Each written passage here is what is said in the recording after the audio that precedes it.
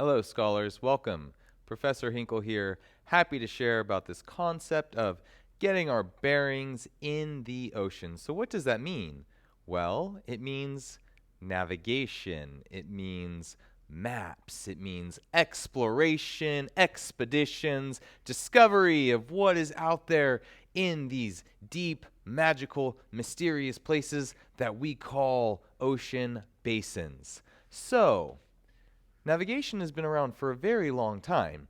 In fact, as long as there have been people, we have been getting from place to place and communicating about how we get there in a quest for resources such as food and textiles and building materials, energy sources. Navigation has also allowed for cross cultural communication and for one society to help another society, and it has helped us populate every place on this entire earth, even the smallest islands in the middle of the oceans. Those have been discovered and habited by people. So, getting our bearings is getting our bearings on navigating throughout the earth's oceans from its history all the way to today. That's what we're getting into. So, today we will identify the importance of ocean navigation, review the history of early exploration through to current times. We will look at how to explain, we will explain how oceanographers can map the seafloor, current techniques that were historical that we've developed, discuss how to measure ocean speed and depth, explain the concept of latitude and longitude, and be able to make calculations based on these coordinates. We'll also define the importance of bathymetric maps, and we'll look at what information that they convey. Let's get into it. So, ocean navigation has been around for thousands of years, and in fact, the oldest boat that has been discovered is about 10,000 years old. Discovered in 8,000 before the Common Era, made out of bamboo. Very primitive, large piece of wood, dugout boat. So, ocean exploration or ocean navigation has been around to explore, to travel, to acquire foods, to transport goods. And quite simply stated, navigation is the use of a map and a means for communicating direction. It's a technology, basically, and these technologies have developed over time to where our current technology is typing an address into our phone, and then our phone tells us how to get there. Global positioning satellites. So GPS helps us. That's our current technology. Before that, it was maps and compasses, and before that, there was a whole slew of techniques for how to get around.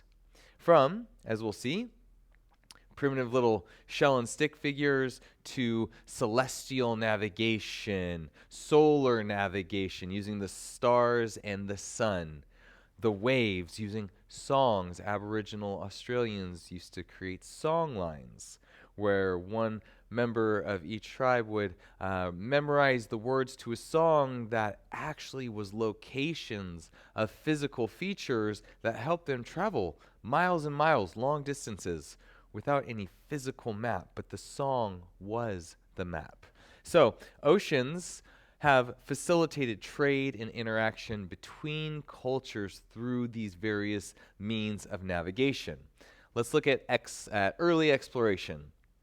So, the Pacific Islanders used shell and stick charts, where shells represented islands bound together by sticks, and the bent sticks were actually the direction of travel for the waves, the surface currents, which we'll learn a lot about.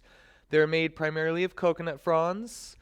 They varied wildly, so much so that almost only the person who created it could read it.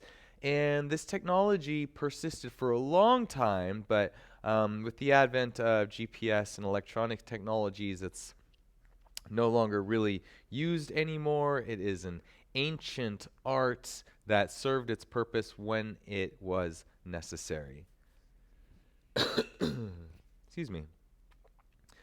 So these Pacific navigators were able to travel great distances through the Pacific Ocean. The Pacific Ocean is the largest ocean of the world's oceans, covering about 50% of the 100 total percent of our Pacific, Atlantic, Arctic, Indian, and Southern oceans.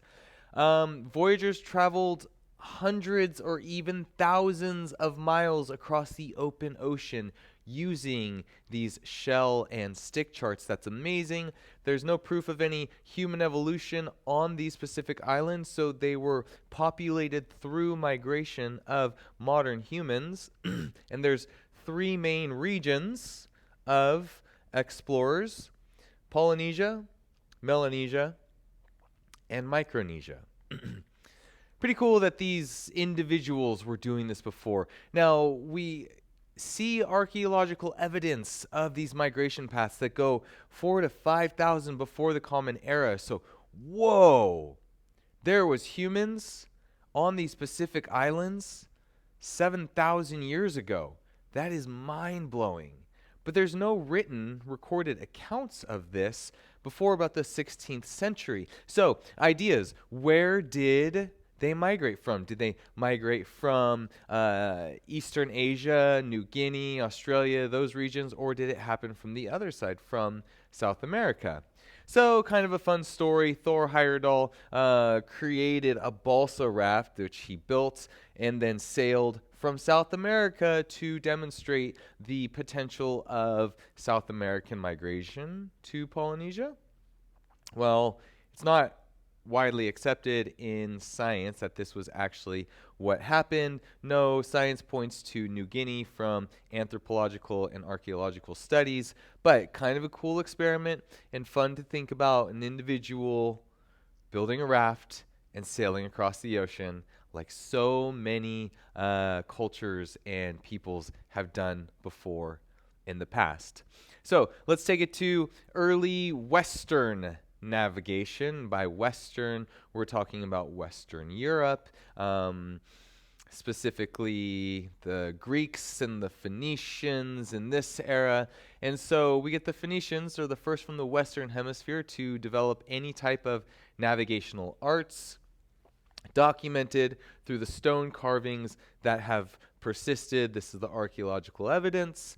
And we see that they were navigating around 4,000 years ago, developing different types of boats, preparing for different types of sea travel, sea exploration. They explored the Mediterranean, the Red Sea, the Indian Ocean, and actually were the first to circumnavigate the entire continent of Africa 590 before the Common Era. That's 2,500 years ago. That is amazing, especially because, as we'll see, sea travel now, ocean exploration, the science of oceanography is really only developed in the last couple hundred years and taken off in the last 70 years. So 2,500 years ago, wow, really amazing. This leads us to, okay, so what's an ocean? What's a sea? These terms aren't necessarily interchangeable, but it's loose. So we have the world's main oceans: Pacific, Atlantic, Arctic, Indian, Southern. But then there's also these smaller bodies of water that are connected to these oceans, usually enclosed by land, made of salt water, and they are smaller and shallower. A couple that we might know, big one, Mediterranean Sea. And then around the Mediterranean, we've got the Black Sea, the Red Sea, and various others. Now, this is important because early exploration was through the seven seas, sail the seven seas, and this actually comes from, there was 7 seas: the Red Sea, Mediterranean Sea, Persian Gulf Sea, Black Sea, Adriatic Sea, Caspian Sea, and Indian Ocean. Now, this is an ocean, but back then, thousands of years ago, they didn't know that the world was any bigger, that the Americas existed. And so the Indian Ocean was a sea just like the Mediterranean Sea. Well, now we know we've got more than 100 seas, bays, gulfs, different types of saltwater bodies that are near land, but we have these 4 big oceans. So let's look at the Greeks. The Greeks understood a lot. Scientific inquiry and thought, and really starting to document and write, began with Greek philosophers.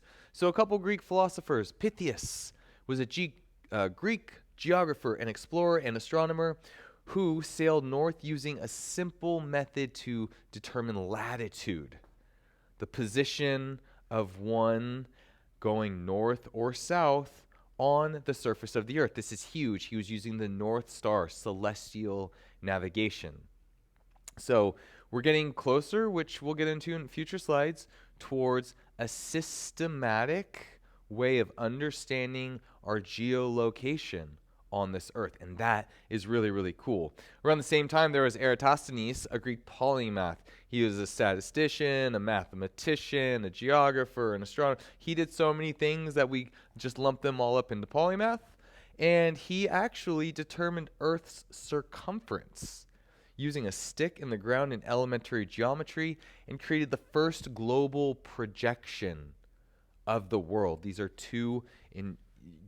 big. Whoa, way to go, Eratosthenes.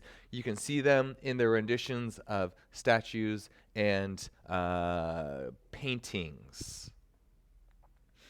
So you've heard me say this before, these words, Claudius Ptolemy. Now, he developed the geocentric idea of the universe, right? Geo, Earth, centered. He created a model that supported the idea that the Earth is the center of the universe. Now, while that model was wrong, it was really, really intelligently done. He also created this map. This is an amazing map. So this is a 15th century world map based on Ptolemy's geometry, or his geography rather, that is. And so, wow, this map is credited to Claudius Ptolemy. And notice what's on here. The Indian Ocean, pretty big. Mediterranean Sea, some of these other ones. The Atlantic Ocean over here. The Americas weren't known at this point to the west. And so it wasn't until later oceanic voyages that the presence and the existence of Native American cultures on these North and South American continents existed. So again, the fact that the Phoenicians were able 2,500 years ago to sail around Africa when the world, we didn't even, these cultures didn't even know what the world looked like in the 1400s is really, really amazing. So we know this is not the whole story, but this map projection uses latitude and longitude and is the basis of how we make maps and how we communicate geolocation today. So, set good foundations, but there was a lot of room for improvement, a lot of room for growth here. So we can't talk about ocean exploration without talking about the Vikings, an entire culture of people who had a strong influence of seafaring. They were traders and explorers and warriors. And during this time period, the 800 to about 1,000 Common Era, there was a lot of westward exploration by Vikings where they landed on Iceland, formed communities there, Greenland, populated there, and even Newfoundland, which they called Vinland, before later Western conquests through the Spanish and through the Italians had landed on North America. Now, climates change naturally, not just caused by anthropomorphic influences, and when they landed here, it was a warmer period. But then it became a lot cooler and suddenly was no longer habitable, so these Viking colonies had to be abandoned. Okay, Christopher Columbus, widely credited with discovering North America. It is the Western discovery because humans had already crossed the Bering Land Bridge around 12,000 years ago to begin their migration across both North and South America, developing large cultures and large empires, including the Incas and the Mayans. But then in the 1490s, Christopher Columbus here travels west from Spain, funded by Spain, to find a new trade route to Asia, trying to trade spices and furs and all the other items, the resources that they were giving importance to. He never actually got off, but he made it over there, brought his report back. John Cabot landed on the northeastern coast of North America. And then we had Vasco Nunez de Balboa trying to find a land crossing at the Isthmus of Panama. It was really rough seas. He had some trouble. So we're getting into this age of European discovery around the 1492 to 1522. And what really kind of sums this all up here is the circumnavigation of the globe by Ferdinand Magellan. So, what's going on here? Christopher Columbus discovers, right? That is quotation marks around that one because it was already there, right? But Western discovery, Christopher Columbus, 1492. Now, okay, it's on. There's some new land out there, and there's lots of oceans out there, and it's possible. It's amazing what happens when we see what's possible. We know that something's there, and now everybody's going to do it. So we've got more explorers, more expeditions. We've got Ferdinand Magellan initiating the very first circumnavigation of the globe in 1519. He met his end on a Pacific island in a quarrel with some of the locals, unfortunately, and then that went to Juan Sebastian del Cano, who completed the circumnavigation in 1522. Now this opened up the floodgates for Spanish conquest. Spain really came to South America, and they basically pillaged the Incas and the Mayans. They knocked down all of their deities. They instilled Catholicism. They took their gold. It was cultural instillment of the Spaniards into these Americas. And if you ever travel to South America today, you see the influence of these cultures. You see the history of the indigenous cultures that has then been influenced by the Spanish conquest from Spain to the Americas. So Spain was leading maritime dominance until the Spanish Armada in 1588, when England came in and said, we're going to put a stop to that. So let's fast forward. Few hundred years later, England is trying to continue and maintain the maritime dominance. Okay, got it. So they enlist Captain James Cook to undertake scientific voyages, and he does three big ones. He does, in these three voyages on the Endeavour, the Resolution, and the Adventure, I love that, the HMS Adventure, he mapped a lot of islands in the Pacific. He used systematic measurements to characterize the ocean basins. And then, unfortunately, he also met his end on an island in Hawaii in a little truffle with some of the locals. So it's a hard business being out there exploring the oceans and meeting people who might not be so friendly to outsiders. So that is basically how he came to an end. Got it. So let's talk about speed on the oceans. Now, early mariners used chip logs. Basically, it's a big line of rope with a wooden plank so it floats, and then at certain distances, there's knots on it. And so and each knot represents a nautical mile, and the speed, how fast you would be going through the knots, would represent your speed that you're traveling. And so this has persisted. We measure oceanic distances in knots. They translate to miles per hour and kilometers per hour, but they're communicated in knots. It's kind of a fun remnant of antiquity that's persisted through to today.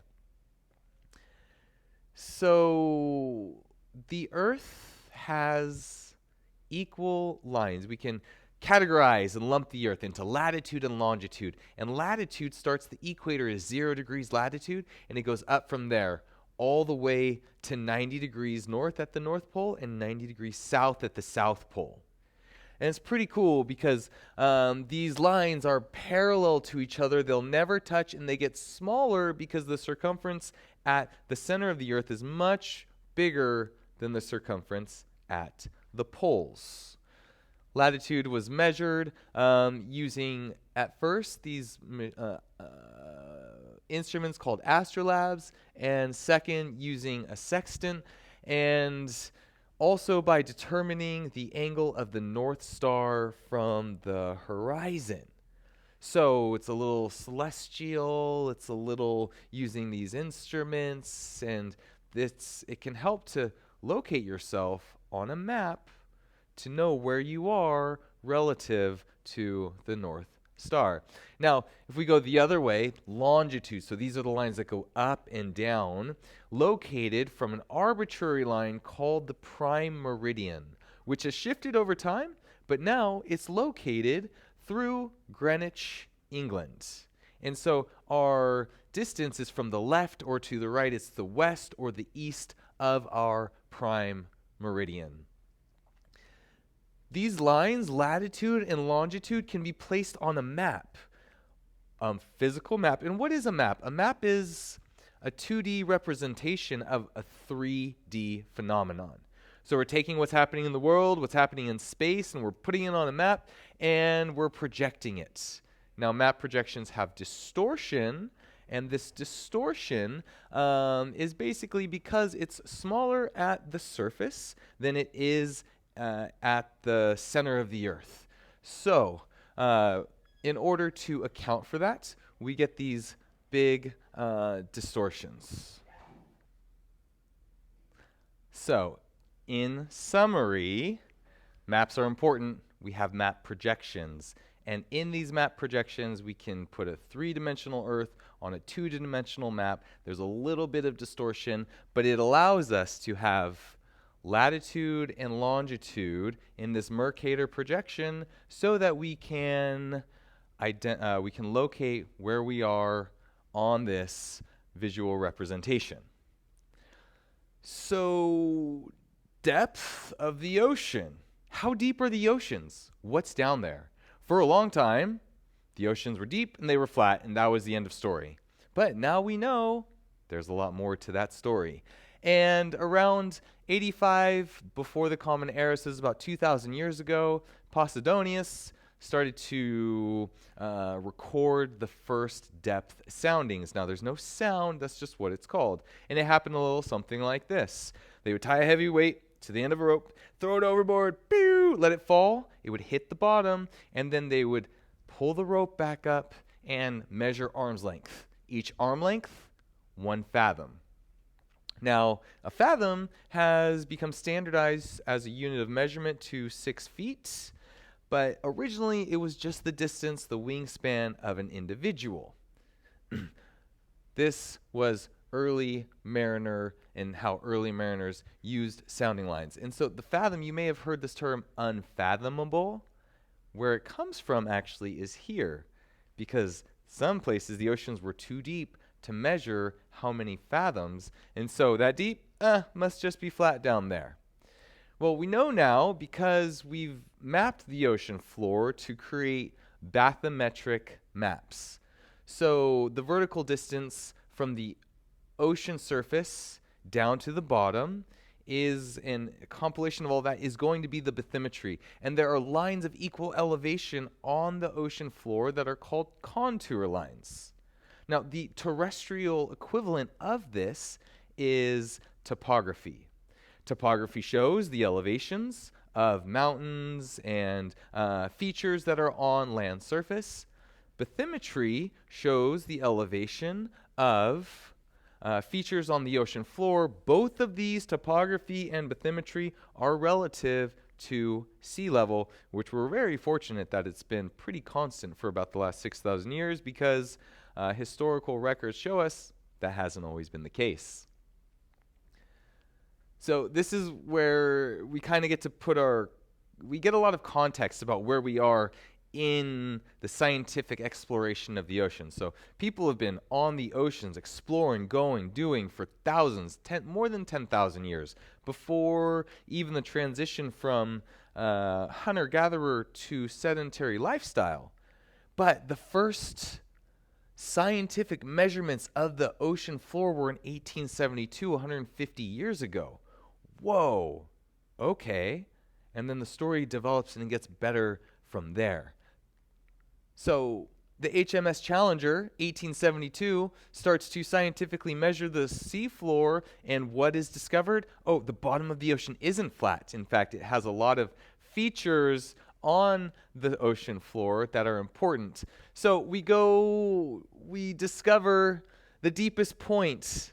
In fact, how deep is the ocean? Well, we know now that it's 36,201 feet deep.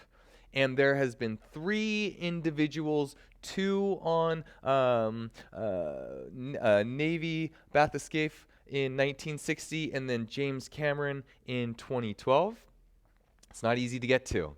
There's been unpersoned submersibles that have been down there for scientific research, but as far as anybody going to the deepest places in the ocean, there's only been 3 people ever. So if this interests you, this could be a thing that you dedicate your life to, learning and understanding some of these deep, dark, unexplored, unknown places of the ocean.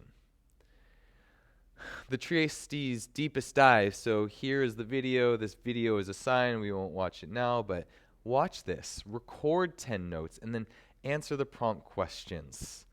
What really excited you? And would you ever go to the deepest part of the ocean? I'm interested to hear what you have to say on this question. Okay, so we have a pretty good accounting of the ocean bottom. We know the bathymetry of the entire ocean from lots of different sources.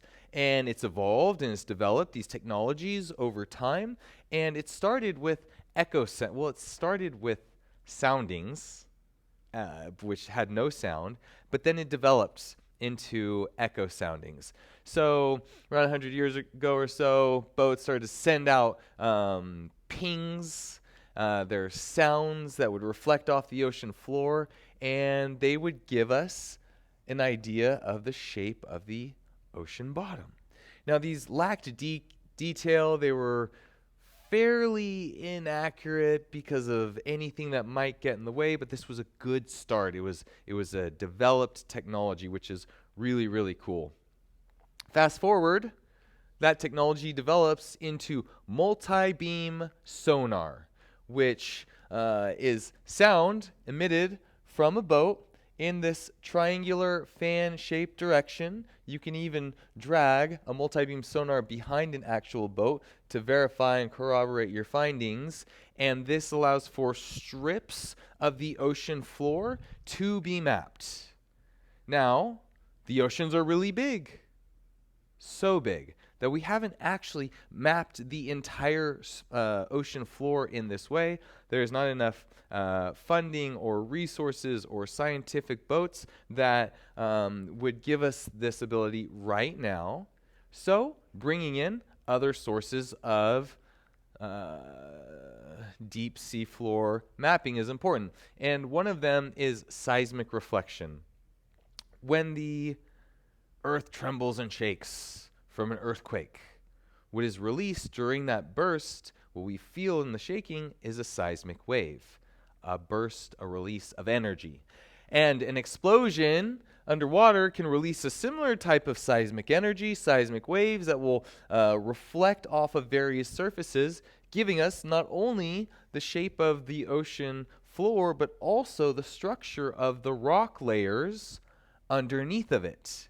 And so this is incredibly helpful for understanding marine sediments, for understanding marine subsurface geology, and for getting a bigger picture understanding of what is down there deep in the oceans.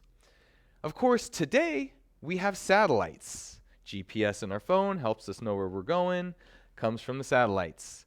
Satellites can collect an incredible amount of information, an incredible amount of data. And a couple things that they can collect is the height of the sea surface. This can be used on gravitational bulges. It can help to indicate hotter and cooler areas. And what we get is, instead of a rough idea of the seafloor from transects of sonar, we get a more detailed image. Now, these detailed images inherently might have some error, so when we pair the two of these together, we can field truth what the GPS, what satellite information we're being given with actual data that's being collected from boats that are on top of the ocean surface. So we get a whole variety of information from here. Here in the one above is a satellite imagery of sea surface topography, which is the height and the shape of the ocean surface. And this directly connects into prevailing weather patterns, into climate patterns. It can help us understand global warming. This leads into the development of models so that we can further not only understand but predict what the oceans might be doing. So in order to get the full picture, we want the whole story of what's going on, we bring in all these techniques. So we've got satellite data that's helping to give us sea surface and subsurface heights. We've got sonar and seismic reflection, and all of these together can be corresponded. They can be combined to create these models, which will give us currents, tides, water temperature, salinity. It can help us to understand hazards like flooding and riptides. It can look at the distribution and magnitude of various marine organisms. We can start to understand the effects of marine pollution. So with this information, we not only understand the physiography of what the oceans are, but we can also get into some of the biology and these other areas that might be of very specific importance, because, as I've said before, and you'll hear me say again, the oceans and us are intricately related, and they're kind of an early warning signal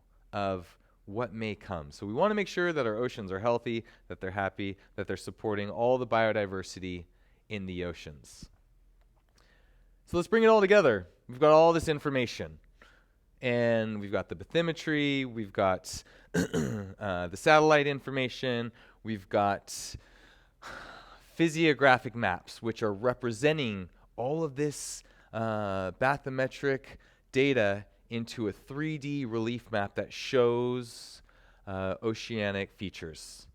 Now, there's a lot of vertical exaggeration because the world is big and the oceans are large, and it's necessary to have that vertical exaggeration in order to allow for these prominent features to stick out and pop in the ways that are useful for you and I to look at a map and understand what is going on. Whew. Was a lot about the history of ocean exploration from pretty much everything we know all the way to today. So what did we learn today? We learned that the oceans have a long history of exploration, and that exploration facilitated navigation, which is a map and a way to communicate directions. It's a technology, and that technology has really evolved over time, leading us to be curious about depth, about speed, about what exists at the bottom of the ocean. And what we've come to find out, we sum it all up, and it really shows us that systematic scientific observation helps us understand how the ocean functions.